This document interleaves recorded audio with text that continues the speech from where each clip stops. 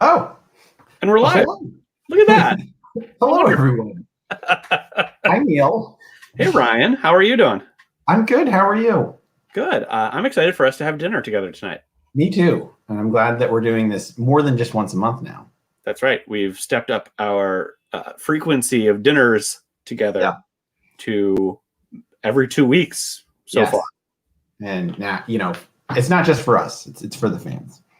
For the people. Yes. Who we'd like to welcome here this evening. All of you. Right. If you are tuning in, and even if you're not, this is my dinner with Ryan and Neil, the whole thing. Yeah. Thank you. Amanda Nicastro is our wonderful tech here in the frigid New York internet studio. And so we are happy to say that Frigid has been a wonderful host to us, and you can donate to them over the course of this evening through internet mechanisms. You can donate to them through the course of your life. I mean, if you're here tomorrow, you feel like doing it tomorrow, do it tomorrow. Do it Tuesday for Giving Tuesday, I guess. It is Giving Tuesday. Giving Tuesday is coming up Tuesday. I hope everybody celebrates in the customs that are appropriate. Actually set a note on your calendar to donate on Giving Tuesday, because they probably have like a quota to hit. Do it now and say it's just in the memo, say it's for Giving Tuesday, and they can add it to it then. Do it now, do it tomorrow, do it Tuesday, do it Wednesday. It's just, it's like vote early, vote often. Give to Frigid early, give to Frigid often. Yes. Neil, I believe we have a guest this evening. Oh, we do. Our guest tonight is a friend of ours who we met in Philadelphia, who no longer lives in Philadelphia. We're continuing that tradition of getting to have dinner parties with our friends who don't live nearby us. Yeah. Tonight's guest is Lizzie Serpak. Welcome, Lizzie. Hi. Hi. How's it going? Oh, I'm doing great. Thank you for inviting me to this dinner party. We're excited to have you hang out with us for a while. Yeah. It'll be fun. Yeah. Lizzie, where in the world are you today? For the past 10 months or so, I've been quarantining in Brooklyn. Well, I live here. Yeah. I've been in quarantine so long in Brooklyn. Yes. Right. Excellent. How is Brooklyn? Great. Noisy. Quieter than I expect. Like, there's not really much happening here. Nobody's really doing anything. No. Brooklyn just shut down. They're like, you know what? It's fine. Yeah. It's like, we'll get back to this later. Yeah. Right. That makes sense. Yeah. Lizzie, what did you bring for dinner tonight? Yes, I made. We should preface this, but Lizzie is no slouch when it comes to food. As everybody will learn more about shortly, potentially. Yes. I do love some food. I made kimchi fried rice. Ooh. Nice. Not with all the vegetables that I normally make it with, because my fridge is a little low, but with a ton of kimchi. A ton. Sure. Yeah. You make do with what works. Do you make your own kimchi? Oh, no. Okay. I have in classes before, in culinary classes, but that's rude to take credit for the fact that my teacher was doing everything and I just watched him make kimchi. I don't think it's rude to take credit. I think you earned credit in those courses. Yes, that's true. I paid Drexel for that credit. And they gave it to you. It's a transaction. Yeah. That's right.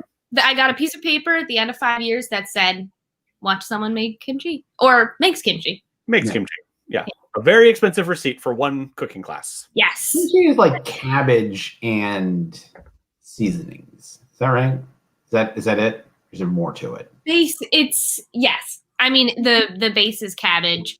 We'll put like a bunch of green onion and stuff in it sometimes, but it's a ton of gochujang, which is just fermented red pepper paste that is in a lot of Korean food, and I'm obsessed with it.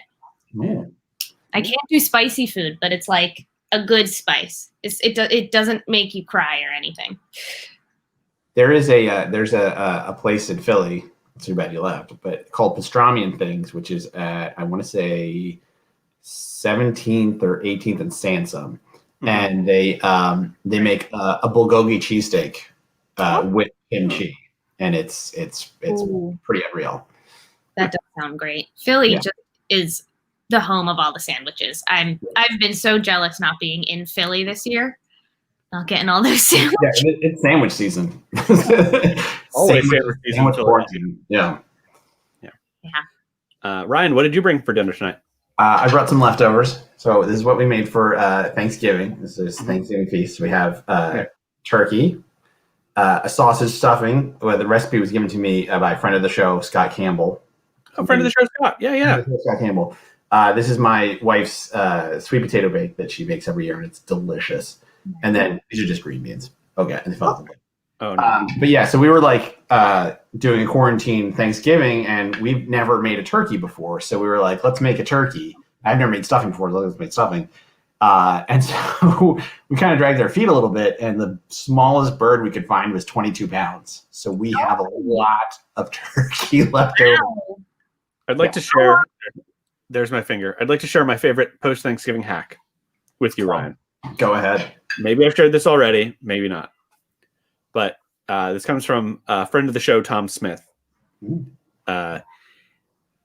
Once you're like processing your Thanksgiving leftovers, the thing to do is take a bunch of Ziploc freezer bags. Let's say 6 of them. And in each of them, you put a heaping helping of mashed potatoes, some stuffing, some turkey, some gravy. Just throw it all in there, zip, put it all in the freezer, and then now you have single-serving Thanksgiving dinners in your freezer, and you get rid of those leftovers that much more quickly. It's a great investment, I think. Well, I also have a Thanksgiving leftover tip, which is when you're reheating it in the microwave, put a mug of water in with it, and it'll keep everything moist so it doesn't dry out. It's a good idea. Classic turkey problem. Yeah, that is a classic turkey problem. Yeah. So yeah, I think we did pretty good with the turkey. I felt like the dark meat was a little drier than the white meat, which was weird, but I don't know how turkeys work. So yeah, it's all fine now in the microwave. Nice. But Neil, go ahead. I also have leftovers. However, mine are going to look a little different from what you expect. Oh, I know what I'm expecting. I have. Let's see how cameras work. Camera. There's a lamb yogurt pita because we did legs of lamb at my house for Thanksgiving. Yeah. Awesome. Some cumin, some fennel. It was my first time cooking lamb, and it was quite an adventure. But several days later and several reheatings, etc., we're in a better situation with this lamb than I was Thursday night. That's for sure. What was the impetus for lamb? So our dinner was me, my wife, my sister-in-law, who also lives here, and then her partner, who's part of our pod. And he didn't grow up with Thanksgiving, and the women don't really care about turkey or meats really at all. And so he was like, I don't know, what do you want to cook for dinner? And I was like, I don't know, what do you want to cook for Thanksgiving dinner? And I like turkey. I'm just not going to cook a whole turkey for 2 guys. Sure. And he said, we could roast some lamb. And I said, done. Make it interesting for me. And I had a blast. So, yeah. 4 legs, totaling like 5.5 pounds. Crazy. Sounds good. My family has done a lot of leg of lamb holidays. They say it's like an Italian thing, but I don't know. I like because it's like with like Easter when you go with it's like ham. I'm like, yeah, I could do without ham, but like lamb, I'm like, let's move into the lamb, let's make it a lamb holiday. Yeah, I'm happy with that. Yeah, let's make it a thing right now. Everyone watching, we're making this a thing. We're doing it. We're doing it right now. Liz, what did you do for Thanksgiving, if anything? I went to my friend's sister's house, and it was kind of just a few people. We got a dinner made from a restaurant that we just reheated, but the turkey was raw. So we cooked the whole turkey, and then the sides are just pop in the oven, which is perfect because we were in an apartment in Manhattan, so the kitchen was this big. Yeah. It was really delicious, and a lot of wine. Do you have like a turkey, like as a culinary expert, as a professional culinist? As a professional culinist, I have never roasted a full bird. Not even like you don't have like a fancy rotisserie or something, like you don't have all of the accoutrement of No. making poultry? I have the experience, but I also have just a ton of anxiety, so I don't often try really big cooks. Sure. No. Right. Yeah, you keep it small. That's fair. I mean, and I'm a little bit of a, I don't know. I have half of a culinary degree. It's like half a culinary degree and half like a sciencey weird thing that Drexel put together. So every time I'm bad at cooking, I just say I have a science degree. Oh. Yeah. Every time I'm good at And cooking. every time you're bad at science, you say you have a cooking degree, and so nobody knows the difference. Yeah. But it's great to see someone in STEM, though. Yeah. Gotta support STEM. That's right. So are you like a molecular gastronomist or something? Is it like chemistry and cooking? Is it like that kind of a deal? Yes, that totally falls under the umbrella. That was my senior graduation project from high school, molecular gastronomy. Turning food into just like different shapes and little like pearls are what they're called, but like almost like boba, but all kinds of different liquids. It was absolutely terrible. Like it tasted. Oh, really? You did not successfully turn ice cream into dipping dots? Well, I mean, I did it successfully, whether or not it tasted good. But it was really fun. And I just got to like literally play with food and graduate high school for it. Yeah. That's good. I didn't. I just took Latin. That's how I graduated high school. It's not exciting. I never took any language because I took culinary classes in high school. How does that work? Because there was no time in my schedule, which was in place of any like extracurriculars or language of any sort. I went to a tech school for half the day. So so I just had like English, math, history, culinary. Yeah, I would argue this does make you a culinary expert. You have a high school diploma and a college diploma in the food world. Yeah, I accept the title. Yes. But what are you gonna do when you get like invited to the Sorbonne and you don't speak French? Did not go. That's the cooking one, right? Did I like? I'm throwing around of like things that I just know the terms for, and I'm not. Molecular gastronomy. It's just a phrase that I can say out loud. I have no understanding what it is. My latest restaurant job, which was before the pandemic, was in like super New York City fine dining, and the kitchen was a French brigade system kitchen. Oh. And the words that they would throw out for like what they were doing to the food or what the ingredients were, the only reason I knew what they were is because I spent 5 years getting a degree. And I was just like, they're all these just like very like wildly specific cooking techniques that are just so happen to all be French, or we just never gave them a new name. Yeah. Like just say cut. You're just cutting it. You're just cutting this. But there's 8 different French words that are different specific kinds of cuts, and so that's why I use the French words. Yeah. Julienne. I get it. Yeah. Well, Liz, then this brings us to our one of our favorite questions to ask our guests, which is, in your experience, what makes a good dinner party? So, honestly, what makes a good dinner party is not the food. Ooh. The food is delicious and awesome, and if you're fortunate enough to like make some great food or get some great food, that's awesome. I think what's more important is like the gathering of people. I'm going way into my Drexel experience now. Do it.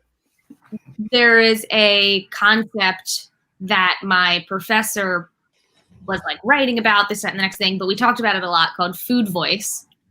And it is how the psychology behind how conversations change when it is about food, or you are eating food, or there's just like all the comforts that come with food being involved. Like, why is a first date better if you have like a coffee in your, like if you're getting coffee? Yeah. Little things like that. And like a show like this is the perfect showcase because it's facilitating conversation over food. And it's the perfect example. I'm gonna email my old professor and tell him about this show.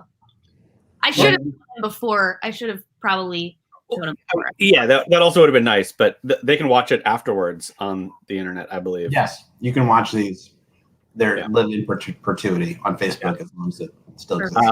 I want to get back to Food Voice, but we have a question from one of our audience members, Kelsey. There it is. If you had to name your cat or dog after a French cooking technique, what would you choose?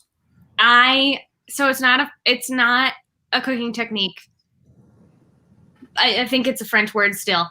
I really want to name one of my pets Michelin, which is the Michelin guide. You get like Michelin stars if you're fancy pants. So I think it's like a cute name. It's a cute cat. That's always specifically what I've wanted to like name a cat. It is actually, this is one I do know. It's a Michelin tire company. Yeah. Started it, because it was the they were like, oh, we're just if you're in town, you can stop at this place, and then they somehow got upscale. You're like, it blew up. Yeah. Ryan, do you have an answer for this question? What makes a good dinner party? No. If you had to name your cat or dog after a French cooking technique. If I had a cat or dog and there was a French cooking technique, I'm gonna say, flambe.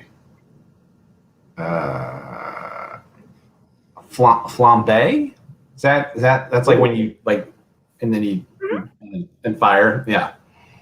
For a cat or a dog? Orange cat. I'm gonna say that's a cat. That's a cat name. Flambe the cat. Yeah, it's got to be a cat name. If it's a dog, it's harder with a dog because dogs are a little like, I guess if you're kind of like a saute maybe, or like au gratin. That's French. It has to be a name that you can like. If it's for a dog, it has to be a name that you can kind of yell out in public. Right. And you're like, get back here. Yeah. Yeah. That's true. That might not overlap well with like specifically French verbs. Yes. Yeah. Poach, Amanda. Poach the dog. So Neil, poach the pooch. Yeah. I think Chiffonade is a good cat name. You were sitting on that one since this question showed up. I mean, yeah. It hit, and it hit just right. So, yeah. All-time favorite I was going to ask dinner party you've ever been to? I'm going to cut myself some slack with how much I'm about to talk about Drexel because I only got 1 year in the real world before the world shut off. Fair.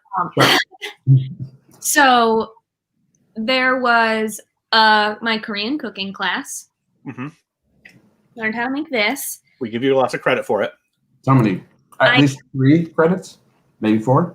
I believe 3 whole credits. Which at Drexel is like $1,500,000 or something like that, around there. So at the end, this whole class is weird, so I'm going to tell the whole story. That's why you're here. Yeah. The program was funded by Korea, like a Korean grant that was made to like boost tourism, teach American college students about the food, about the culture, thing to just like boost all tourism and knowledge. So the first year that they held this program, which was not the year I was in it, they got this huge grant. And at the end of the class, the whole class actually went to Korea and like Ooh. all these restaurants and cook, and it was super, super awesome for them. Mm-hmm. Forward, it's like 3 years later, and they're holding the class again. But the reason they're holding the class again is because they just had money still left over from and kind of just a nice chunk of change, because the whole class was like, all right, this week we're going on a field trip and we're going to 4 different Korean barbecue restaurants in Philly, and then we did it again, and we did it in New York City, and we did hit all these restaurants. And it was just super, super. It was the best class I took ever.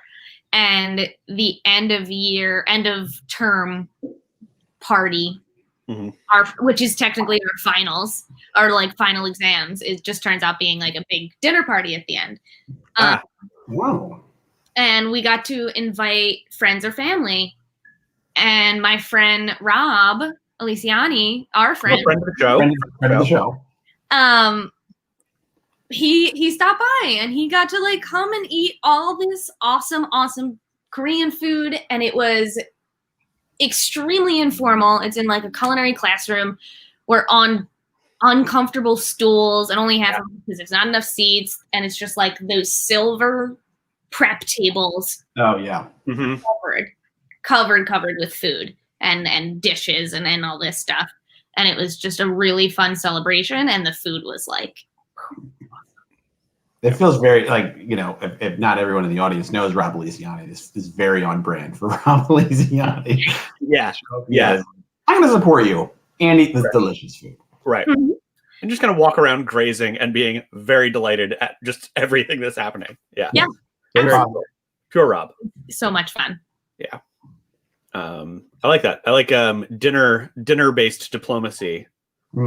There's probably a more fancy technical like political science term for that, but good on the South Korean government, I'm assuming, for getting this going. Good on Drexel for capitalizing on it twice over, and good on you for taking advantage of it as like, well, this sounds really fun and very, very educational in ways that like most classrooms can't be in terms of like immersive experiences. Yeah, it was fun. It was so fun. Nice. The professor was pretty cute too. Yeah. I'm glad that you clarified that it was South Korea, because can you imagine if it was North Korea? North Korean diplomacy. Drexel students over. Yeah, the Dennis Rodman. Yeah. Now remember, you must always face the picture of Kim Jong-il or Kim Jong-un. Who are you? We're on Un. We're on Un now. We're on Un, yeah. Yeah. But yeah, apparently everyone has to have like a picture of whoever the current supreme leader is in their house, and you can't turn your back to it or something. Oh. Which sounds very complicated. Yeah, unwieldy. Yeah. Put it on the ceiling. Ooh. But then you can never lie face down. Well, if it's in your kitchen, you're never going to lay face down in your kitchen. Speak for yourself. How else do I think I scrubbed that floor? Oh, touche. Touche. Touched indeed. Can't anything that you drop. Right. Guess it's the dogs now. Yeah. You bend at the knees and kind of like squat. It's good exercise. Ryan, I don't need you telling me how to kneel in my kitchen. Sorry, let's move on. Yeah. Now that we've given enough time to the great glorious state of North Korea. North Korea, yeah. Lizzie, what cool like projects and so forth do you have going on these days, quarantine based or otherwise? No, like no like comedy projects or like shows or anything like that. Totally. I've been trying to keep sane is my main hobby. Big thumbs up. Alongside of that, I recently signed up for pottery classes, and I just started them. It's the first time I've like left my house for a long time, and there's only like 5 students in the class, and we're all socially distanced, and we're in like our little pods, and we're learning how to do pottery on the wheel, which is just very fun and 2 hours, 3 hours where I'm not looking at my phone every week. I am not an artist, but I really, really want to be, and I really wish I was. So I've been doing like watercoloring and drawing, although I'm very bad at it. But pottery, I'm half decent at. Oh. We'll see. This is my avenue to artistry. It's a fun thing to like find out, and you really, I don't think you can dabble in that at home. You know, it's not like you can buy like $20 worth of pottery stuff from Michael's and then be like, turns out I'm okay on the wheel. Like that, it doesn't work like that the way it does with like drawing or something. Mm-hmm. You have to kind of commit to it. Mm-hmm. Yeah, it's like it's a whole like 6-week course. Yeah, right. Stuff like that, which is just. But like, is it disappointing because like no one can Swayze you like during the like the thing? No, it is so hilarious to learn pottery. It's the funniest thing, because it is 100% from beginning to end completely inappropriate. And it's just like very, you know, like phallic and clayey, and there's so much to it, but it's good that nobody is like there like Swayzeing you, because it's so uncomfortable that you're just like laughing to yourself the whole time. Yeah. Do you hope to get to the point where like you're good enough at it where you can do it with a straight enough face that Patrick Swayze? I'm glad that there's like the 6 feet between us, because I'm giggling the whole time. Right. And are you also wearing a mask so that way you can like hide the? Yeah, the whole time. In the comments, Kelsey points out that we just discovered in our house some original pottery by me when we were cleaning our basement. No. I saw you posted a picture of a mug. Yeah. I took a class similar to yours, I guess, where it was like 6 weeks. You don't need to know anything to come in and throw stuff on the wheel. And I made some things that are cute and some things that are pretty goofy. And they're all, I think what I enjoyed the most was the glazing in the class. Cause like, that's where I felt like I got to shine, and I was like, cool, this feels like a nice combination of here's the shape of the item that I didn't mean to make this shape and size, but now that I have it and can think about a function for it, I can play with the glazing and get a little bit closer to what I envisioned for it. So, nothing that's going to win any awards, but the occasional thing that's funny to drink coffee out of and be like, why is this a 4-ounce coffee mug? Who made this thing so small? The entire time that I've been learning, which I think I've only been to like 3 classes now. My only thing that I've been trying to make is a mug, and I cannot make a mug. I can make a lot of flower pots. Yep. Just a lot of flower pots. The mug handle is a really tricky beast. You just make a bowl and put a handle on it, or is the handle the tricky part? No, it just I just keep making everything way too wide, and it's no longer shaped like a cup. Just a really, really big cup. Yeah, like at what is it? Le Pain Quotidien. Those mugs, which is like, why is this a 6-inch wide opening to a mug? I'm just gonna put my entire face into this coffee, get my entire face wet, and then spill it on myself as I try to lift it.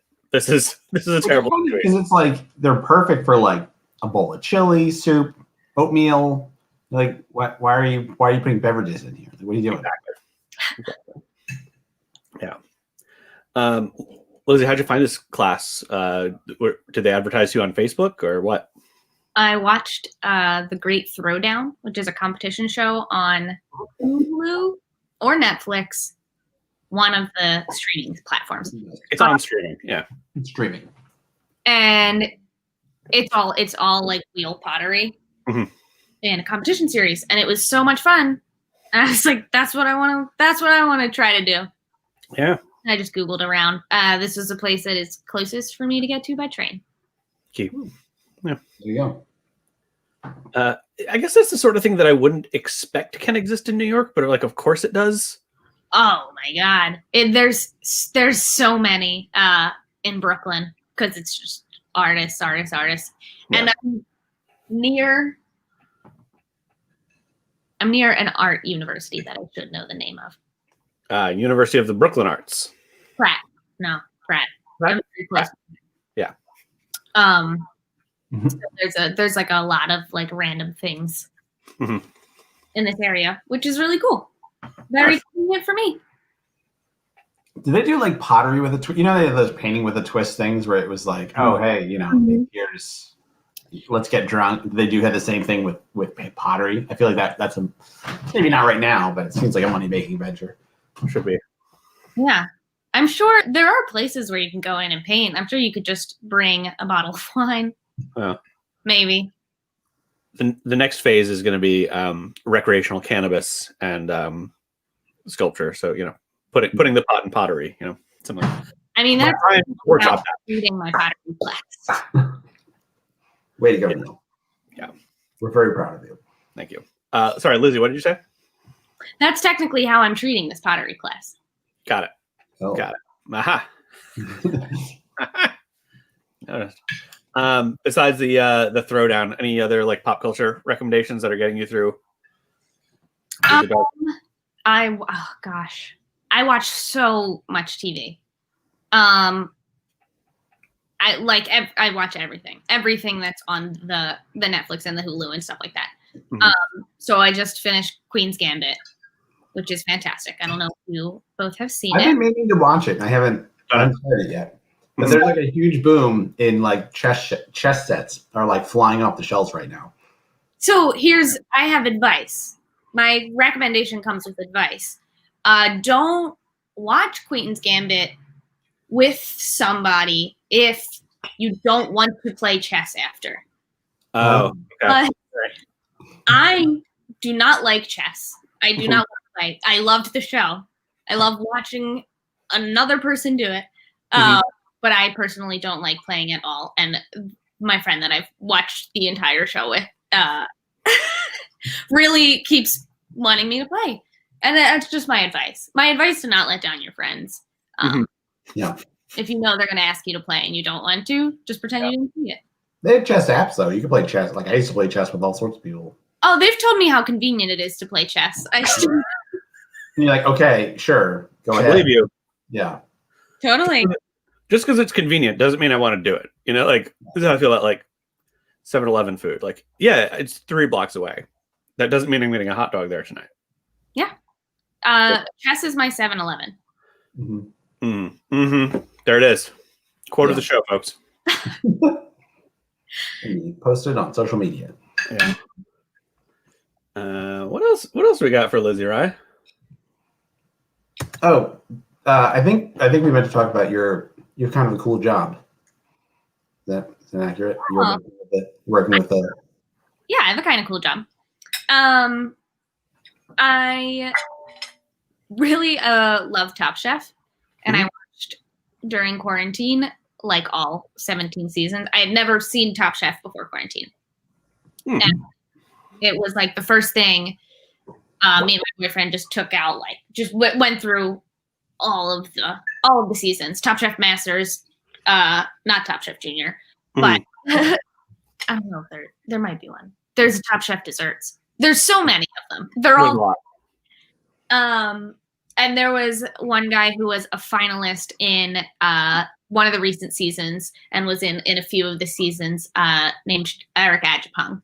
And he's a chef and travels all around and does all these different events. And I am now his assistant, as his little like executive assistant, because he sent out a tweet that said, hey, I need an assistant. And Neil said, you like Top Chef, and forwarded me the tweet. That's cool. I got the job. Yeah, look at that. Friends helping friends get gerbs. I love it. That's like Neil's raison d'etre. Pretty much. Pass tweets along, help other people get jobs. Yeah. Wonderful. So how's that going? Yeah, that's a great high level question. Really? It is the perfect like re-entry into the working world. I was unemployed for a while because restaurants didn't exist. Right. Until I got this job, and I can kind of still be involved with the food world, the restaurant world. And he is always doing like real cool stuff. Yeah. So I get to like be like, oh, cool people sending emails. So when like things are over, will you get to like travel around and not quite yet, but he's based in DC, so it's also like kind of it's a remote thing. But if there are events that like I can travel with, it would be perfect. That was always kind of like the goal of the position. It's his first assistant. So there's a lot of growth that he's going through in the next like few years or so, and he's like, if this like works, it could be you can travel, you can do this stuff, help him with events because I can serve at events, which is nice. But all of that is the promise of a future world. So we'll see. Yeah. Let's get that back for you. Yeah. I was going to ask when it comes to like the day-to-day tasks that you have, is there a balance between like food and like restaurant knowledge and like just administrative office life and so digital world things? How's that all kind of put together? Totally bounces around because he's like a project-based chef. So he is like currently right now he's in Ghana for the entire month, consulting to open this restaurant that's there. So I've been helping just kind of while he's there. I've been like compiling his recipes and like creating an order form, creating like the recipes. His recipes in their template, stuff like that. So I get to work a little bit with his recipes, kind of like find stuff if he ever needs me to find recipes for stuff. And then the administrative work. I handle the general inboxes. Have you tried his recipes? Not yet, because I have only cooked fried rice for the past very long time. I'm haven't been cooking much in quarantine. You're not like, you know what? Let's throw this down. This sounds yummy. Let's go for it. Yeah. Is there one that you want to try? Oh my God. I want to try all of them. He has this lamb burger that has this like yassa onion jam that I really want to try. When I can work up the energy to like cook a full meal. Yeah. Yeah, there's no rush on that. It turns out. Like, yeah. Nobody's waiting for you to do that. I think all of us have at least one meal where it's like it's the thing that we put together just to get by through the day and feel like we didn't just eat Cocoa Puffs and Lifesavers. Right. Although I usually just eat Cocoa Puffs and Lifesavers. Yeah. Together. Huh? Together. Cocoa Puffs and Lifesavers together? Put one Cocoa Puff in the hole of the Lifesaver. So do you chewy treat? This is an interesting question that's come up. Like an Andes mint. Do you chew your Lifesavers? Or do you suck on them? If they're like the gummy kind? I'm thinking of the original. Hard classic. Yeah. Winto green, etc. Yeah, I chew them. They're like cheap lollipops. Right. See, because that's the thing. It's like, it's like, I feel like that's the eternal question of like, do you chew your lollipops or do you just, keep it going? You enjoy it for like 25% of the time. And then you gotta wrap it. You just chew it. Yeah. Neil, do you have a lollipop preference? Stance on? I'm a Tootsie Pop 1, 2, 3. Oh yeah, lick and chomp guy. Yep. I probably haven't patiently enjoyed a lollipop in 30 years easily. I think I hit a point in childhood where I was like, I'm not interested in waiting for this situation. I'm going to chomp the hell out of it because I'm going to get all the sugar now. So. See, I was a chomp guy before, and then I think one day I was like, you know what? I probably had a cold or something, and the only thing available, I didn't have any like cough drops, so I had less like a lollipop or something. And I was like, let's just kind of ride this out. I'm also like very afraid now of like very sugary things like getting into my teeth. Like I was like, I don't know, I was in like high school or something. I had an airhead like rip out a filling, and I was like, never again. You see, sorry. Oh, it is hard to eat and talk. Pour yourself. That's the show. To use Airheads and Laffy Taffies when I was really, really young to like get my wiggly teeth to fall out.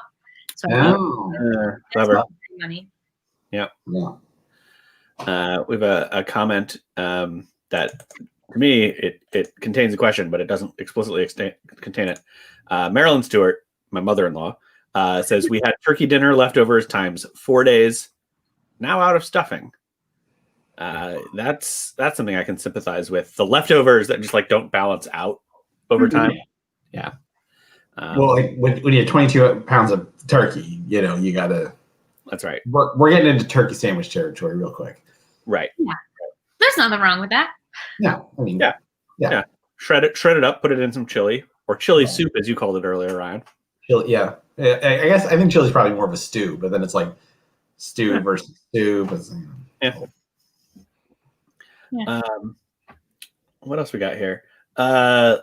Lizzie, do you have like we talked a lot about food, but maybe this is more general. Do you have like any opinions on things that are like a low stakes, controversial opinion?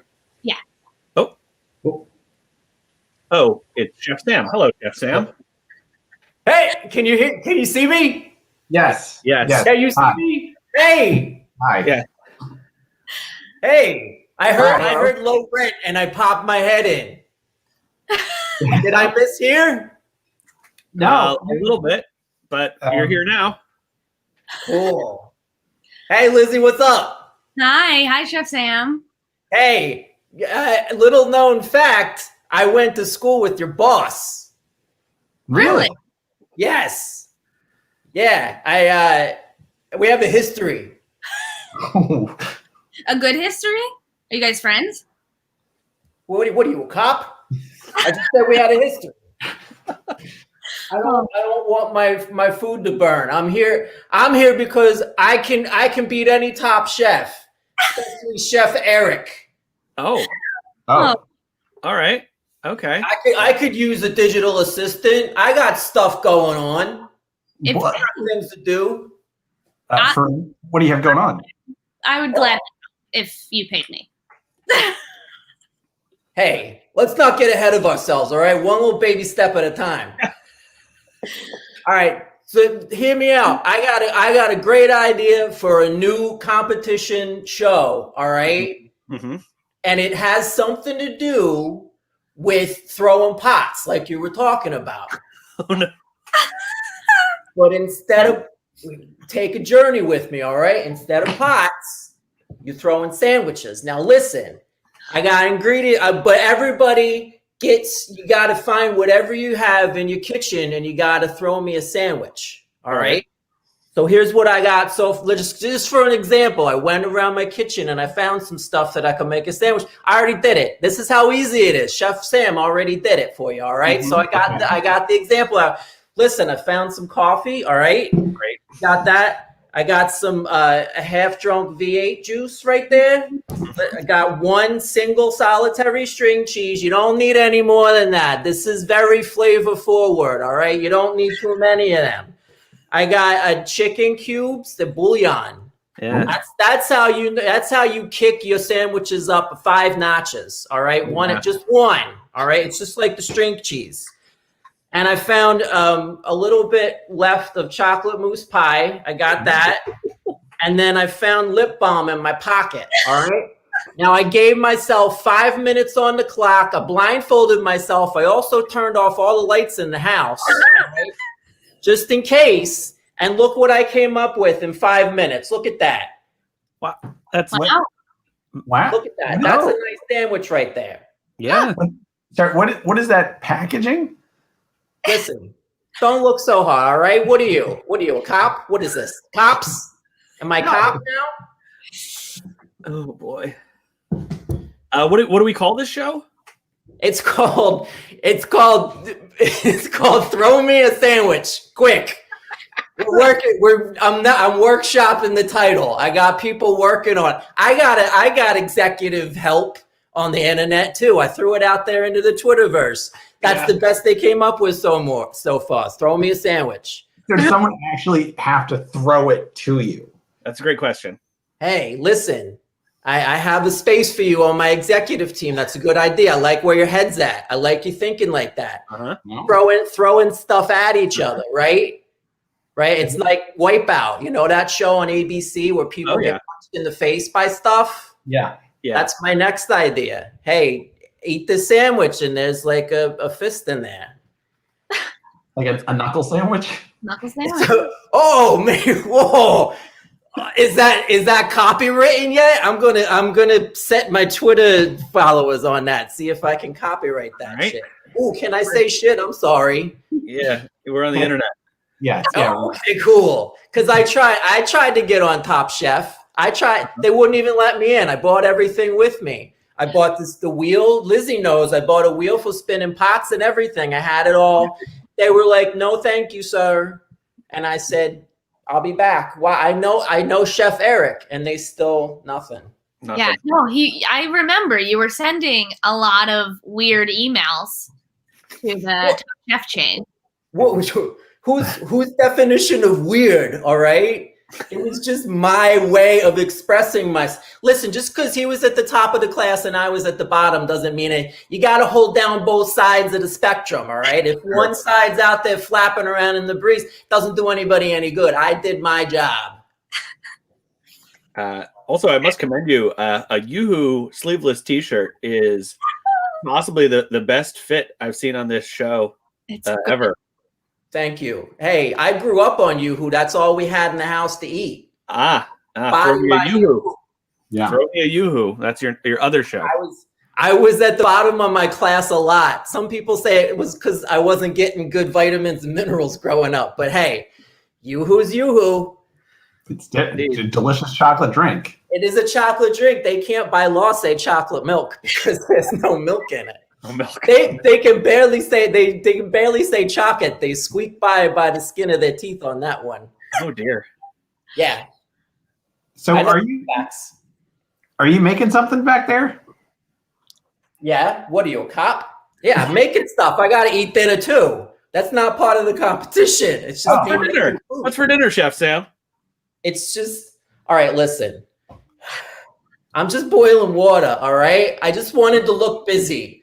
I wanted to look like I have stuff going on, all right? I don't got a lot going on right now. I got the sandwich thing I'm working on, but that's I was working at pastrami and things for a little while. I was in charge of the things. Of course. I was working my way up to pastrami, but then COVID hit, and they said they didn't need me, and I was like, all right, well, I don't need you either. I'm going to go home, and I'm going to make myself some stuff. I'm going to get on the internet. I'm going to be a big star. Yeah. Moving from things to stuff, as so many of us have this year. Yeah. Right. That's right. I like to put that on a T-shirt. I'll wear that on the next episode. Oh, now we're making assumptions here. I love it. That's how I live my life. I assume everything. I assume myself into this house. I don't live here. I'm just keeping an eye on the front door in case they come back. Then your sandwich is all the more impressive because you didn't know what was going to be in that pantry. I did not. And there were some things I did not want to see. But hey, mi casa e su casa. Yeah. I guess su casa e me casa. Me casa. Yeah. I don't speak German. I'm sorry. It's something I heard. Lizzie didn't take any languages in high school, so I think I heard that. How do you get by? I tried just taking home ec all the time, and they said you got to learn math, and I said no, I don't. I measure everything with eggs. That building's like 5 eggs tall. That from my house to Acme is 750 eggs, and you have to know what kind of eggs. It's double A, large jumbo eggs.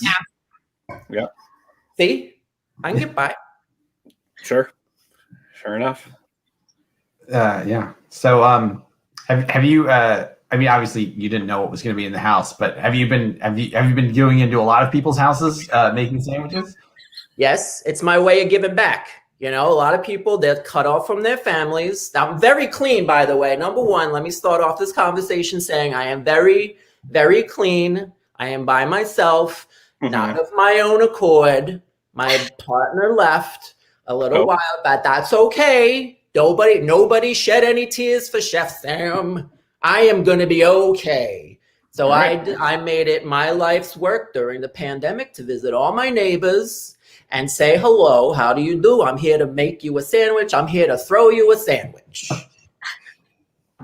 And they've been very appreciative. They yell and they say, please don't ever come back. And I say, that's good because I've given all I have to give to you and I don't have any more left. I'm a giver. I give everything till there's nothing left. Yeah, no, that's pretty clear. That's kind. You're helping your community. Thank you. Yes. And you don't see anybody outside banging pots for me. Nope. No. I fly under the radar. Chef Sam don't want any of that praise. I just throw people sandwiches. That's it. Right. Sam, you might want to find the bar card or check in the fridge of your neighbor because I think it's time for our nightcap. Oh, I already made one. I already got. Make yourself at home.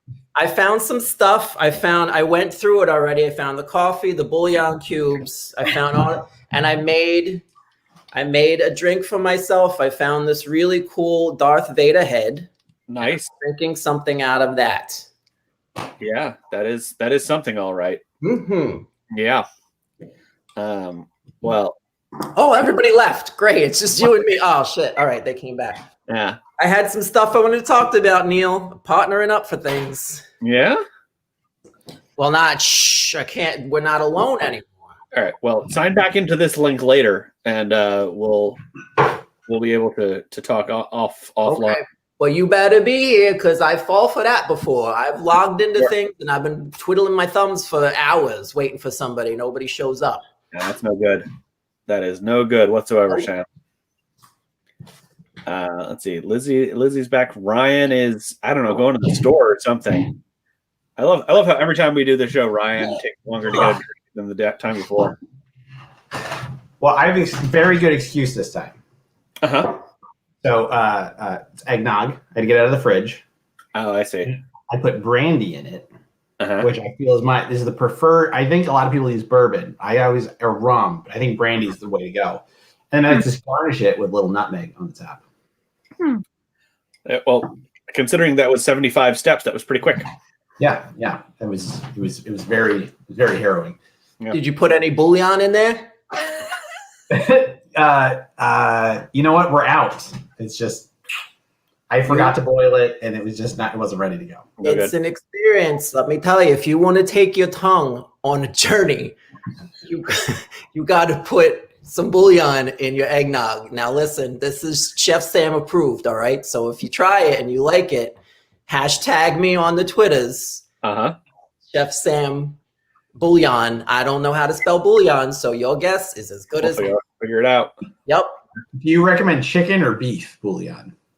I actually recommend chicken. Beef is too much. Beef is trying too hard. Beef's like the bully in high school who like smushes people's faces into their lockers. There we go. There we are. We have a hashtag all ready to go. Look at that. The internet wins again. Yeah.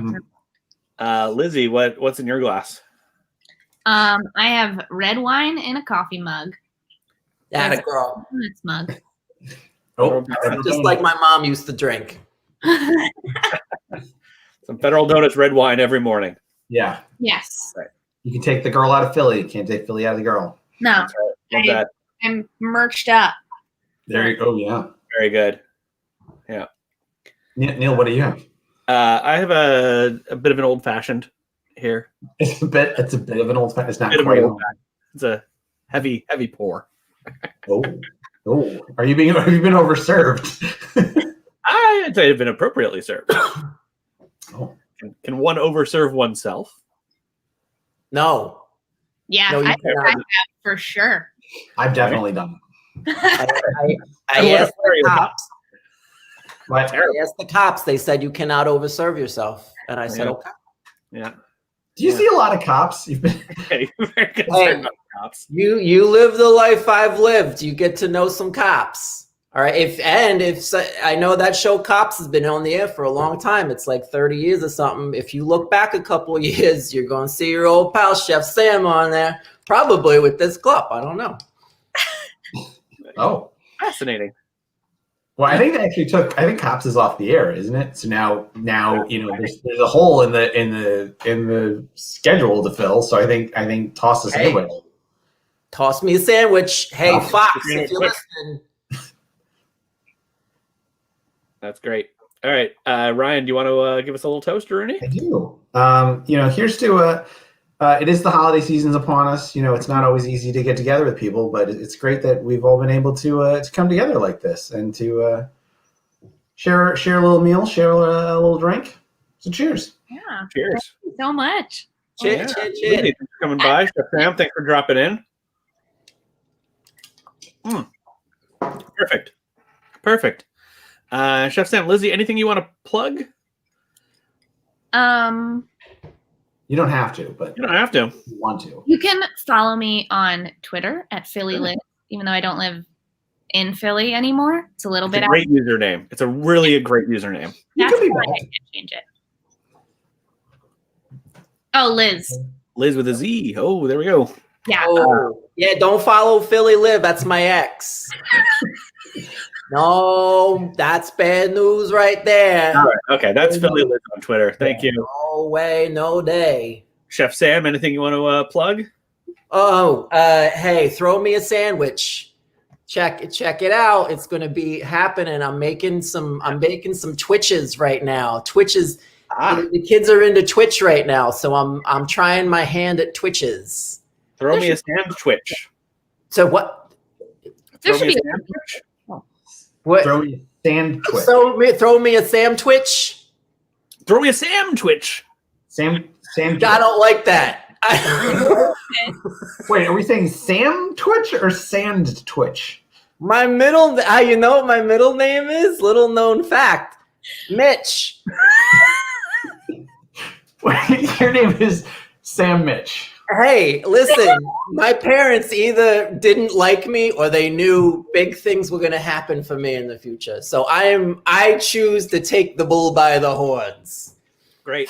Because you can't imagine me being a doctor, Dr. Sam Mitch. Come on. No. What? Most patients don't call their doctors by their first and middle names, in my experience. What are you, a patient experience person now? You know all the things about what doctors do? Neil is a doctor. I should say, as a patient, I don't usually call my doctor by their first and middle names. I don't know what find out everything I can about my doctors when I go to them. I look them up on the internet and I see what I can find. I find it makes very nice conversation when I can mention their children that they haven't mentioned yet.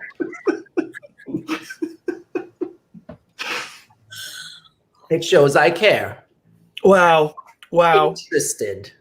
Oh, great. Lizzie, Sam, it was a pleasure having you. Thank you so much for being here. Thank you I so have much. to sneak out of this house before the people come back. This is part of what I'm encouraging is your safety during these trying crimes at times. I'm okay. Yeah. All right. We'll catch you both soon. Thanks for being on the show. Hi. Come down. Yeah. Ryan. Another successful dinner party meal. You know what? It's great. And I have to clean up so few dishes. And you don't have to there's no one sitting around all right, let's get going, Right. Amanda does a wonderful job of escorting our guests off of. Yes, she just hands it off. Yeah. Right. That's something I think once this whole pandemic is over, the Amandas of the world just kicking people out of houses. I think that's really, we need that. Yeah. I think there's going to be a lot of us that are lingering a little too long. A lot of friends rooms, and we'll need more social bouncers. Yeah. Just saying, get the heck out of here. Yeah. Don't ruin it. No. Wait. Frigid New York. Yeah. New York. Right. If you're just tuning in, boy, you've missed a show. Yeah, just wait. If you wait till this ends, it'll just start playing again from the beginning. So just do that. But donate to Frigid, save our stages. Yeah. Frigid New York. Yeah, I mean, they're letting us do this, which is wacky. And apparently they've let us do it in person on one of their stages. From what we've been told. Allegedly, yeah. That's right. Don't quote us on that, but donate to them, and then we'll force their hand. I don't think we'll force their hand. I think we'll ask very nicely. No. We can have a dinner party at their house. Yes, we'll have a dinner party at we'll probably just have it with Amanda because we don't know who else works at Frigid. And Amanda doesn't really work at it's a thing. I'm sorry. We got to do a thing. It's the end of the show. We should just wrap it up. Email's very complicated, but you can like us on Facebook to find out when our next shows are. Yes. We might be back in 2 weeks. We can't confirm that at this very moment, but we're working on it. We're trying to get there. My dinner with our PTB. We got some really lovely guests in the pipeline. Delightful characters. Yes, just top notch. I mean, we were talking the other day, and we're like, we could get that person. It was just amazing. Yeah, exactly. Ryan, Yeah. This was so nice to have dinner with you again. I just love it. Great. I think that does it for us, folks. Thanks for tuning in. Donate to Frigid, and we'll see you back here in a couple of weeks. Good night. All right. Good night, everybody.